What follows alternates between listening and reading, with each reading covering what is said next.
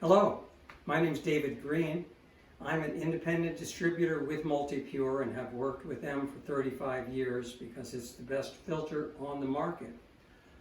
We make a number of different models, 4 primary models, and all 4 of them can either be set up for countertop use or go under the sink.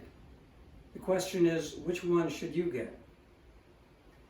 In general, homeowners prefer to have it under the sink, so most of the filtration unit is out of sight. All you see above the sink is a separate independent faucet. So homeowners almost always prefer that approach. People who are renting or people who may be in transition, may not be living in the same place for more than a year or two and might be moving. People in apartments, renters, tend to get countertop units. And a countertop unit is the same basic housing, but instead of going under the sink, it sits in a stand right next to the sink. And it connects to your faucet with this hose. It's a hose and diverter valve. So this end connects to the filter, this end connects to the end of your spigot.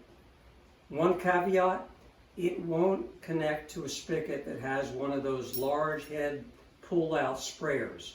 So if you have that, a countertop unit cannot hook up to it. But standard faucet, it will hook up. Depending on the kind of threads, when you take the aerator off, you may need to use one of these 4 adapters that come with the Multipure countertop unit.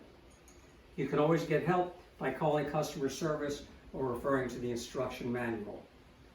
Countertop units for renters, below sink for most homeowners.